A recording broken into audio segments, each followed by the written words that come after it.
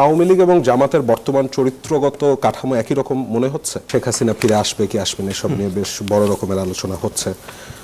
গতকালই ভারতের পররাষ্ট্র মন্ত্রণালয়ের মুখপাত্র রণধীর জয়সওয়াল যেটি বলেছেন যে শেখ হাসিনাকে প্রত্যর্পণের অনুরোধ পরীক্ষা করে দেখা হচ্ছে, ভারত সেটা পরীক্ষা করে দেখছে। তা আমি রিসেন্টলি আপনি আওয়ামী লীগের ফিরে আসা নিয়ে বেশ লম্বা একটা অ্যানালিসিস করেছেন, যার একটা অংশে আপনি লিখেছেন যে Awami লীগ's denial is interestingly something the party learned from Jamaat Islam.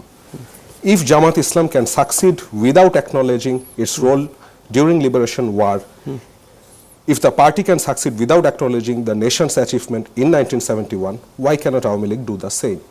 প্রশ্নটা রেখেছেন। আপনার কাছে কি মানে আওয়ামী লীগ এবং জামাতের বর্তমান চরিত্রগত কাঠামো একই রকম মনে হচ্ছে?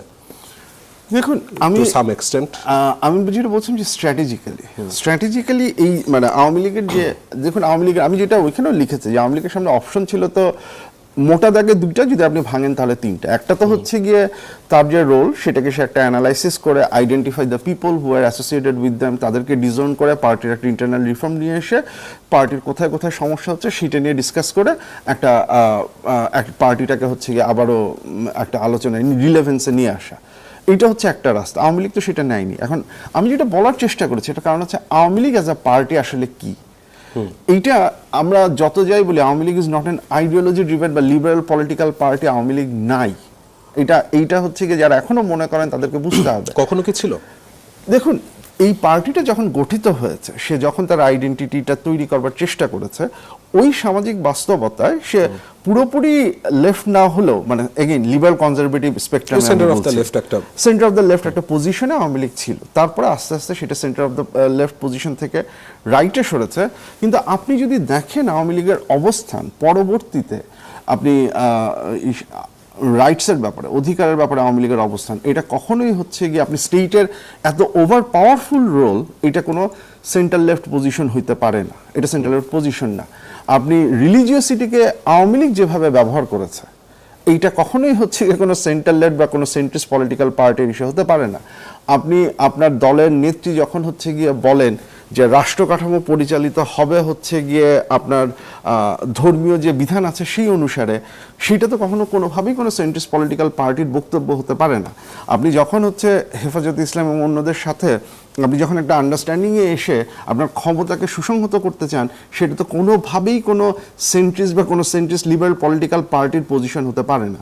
সো আওয়ামী লীগ সেই পলিটিক্যাল পার্টি ছিল না। আওয়ামী লীগ যে সরে এসে আওয়ামী লীগ এই জায়গাটা এসেছে। এবং আওয়ামী লীগের যে কারণে এই কথাটা হচ্ছে, আওয়ামী লীগ একটা ডাইনেস্টি ডিপেন্ডেন্ট পার্টি। এই জায়গাটা আওয়ামী লীগ পরিণত হয়েছে 72 এর পর থেকে। এটা একটা ডাইনেস্টি। এই ডাইনেস্টি টিকে থাকার জন্য আপনার এমন একজনকে লাগবে, আপনার হচ্ছে কি সেই পরিবারের একজনকে লাগবে। সো তাকে সরিয়ে বা তিনি যাদের পছন্দ করেন তাদেরকে সরিয়ে রিফর্ম, এইটা আওয়ামী লীগের পক্ষে সম্ভব না। As a result of that Awami League তার সেকেন্ড স্ট্র্যাটেজিতে গেছে, সেটা হচ্ছে ডিনায়ালের জন্য আপনি দেখবেন হচ্ছে গিয়ে জুলাইকে অস্বীকার করা, জুলাই যে একটা গভীর ষড়যন্ত্র ছিল, জুলাইয়ের পেছনে যে অন্য অনেকের রোল ছিল, এই সকল গল্প, এই সকল কনস্পিরেসি প্রডিউস করা, এইটা হচ্ছে গিয়ে আওয়ামী লীগের একটা স্ট্র্যাটেজি। এবং এই ক্ষেত্রে তার লার্নিংটা হচ্ছে, আমি যেটা বলছি যে এই ক্ষেত্রে তার লার্নিংটা হচ্ছে জামাত ইসলামীর থেকে। যে জামাত ইসলামী যদি 71-কে হচ্ছে গিয়ে তারা ডিনাই করছে, এবং একই সাথে যেটা হচ্ছে যে আওয়ামী লীগ একটা ডিফিকাল্ট সিচুয়েশনে আছে। জামাত যখন একটা ডিফিকাল্ট সিচুয়েশনে ছিল, জামাত কি করেছে? জামাতের নেতৃবৃন্দ, জামাতের ছাত্র সংস্থার নেতৃবৃন্দ, তারা সবাই হচ্ছে আওয়ামী লীগের ভেতরে একটা হিডেন অবস্থায় ছিল। আওয়ামী লীগ কিন্তু আওয়ামী লীগের জন্য সমস্যা হচ্ছে আওয়ামী লীগ এই কাজটা করতে পারবে না। কারণ এইখানে আবার আওয়ামী লীগের সাথে জামাতের একটা পার্থক্য আছে। আওয়ামী লীগ জামাতের মতো এরকম স্ট্রিক্ট ডিসিপ্লিন এনফোর্স করার মতো কোনো পলিটিক্যাল পার্টি না। আপনার যদি মনে থাকে 2018 সালের দিকে সে সময় একটা কথা উঠেছিল যে আওয়ামী লীগ 70-80টা আসন বিরোধী দলকে ছেড়ে দিবে। ছাড়তে পারেনি কেন? কারণ হচ্ছে আওয়ামী লীগের অনেক নেতাকর্মী যারা মনে করেছেন যে আমি জিততেছি, আমি কেন ছাড়বো। সো এই যে ডিসিপ্লিন এনফোর্স করা, এইটা আওয়ামী লীগ যেরকম পলিটিক্যাল পার্টি, ডাইনেস্টি ওরিয়েন্টেড একটা ম্যাস মোবিলাইজেশন পার্টি, সে করতে পারবে না। এটা জামাত করতে পারে এবং জামাত করেছে, আমরা দেখেছি। এবং জামাত 16-17 বছর অপেক্ষা করে একটা জাস্ট একটা অপরচুনিটির অপেক্ষায় ছিল যে কোন অপরচুনিটিতে এই লোকগুলো বের হয়ে আসবে। এইটা আওয়ামী লীগের পক্ষে 16-17 বছর অপেক্ষা করা সম্ভব না। আওয়ামী লীগ তাহলে তার পার্টি মেনটেন করতে পারবে না।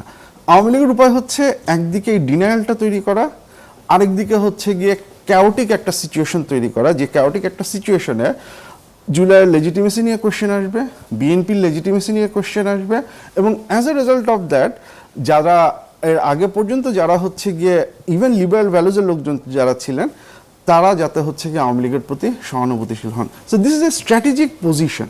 এই স্ট্র্যাটেজিক পজিশনটার জন্য হচ্ছে গিয়ে আওয়ামী লীগ আমার ধারণা এই কাজগুলো হচ্ছে গিয়ে করে যাচ্ছে। এবং এই ক্ষেত্রে আমি ওই যে মিলের জায়গাটা হচ্ছে ওই জায়গাটাতে যে আমি কিভাবে এই মানে এই Denial ন্যারেটিভটা হচ্ছে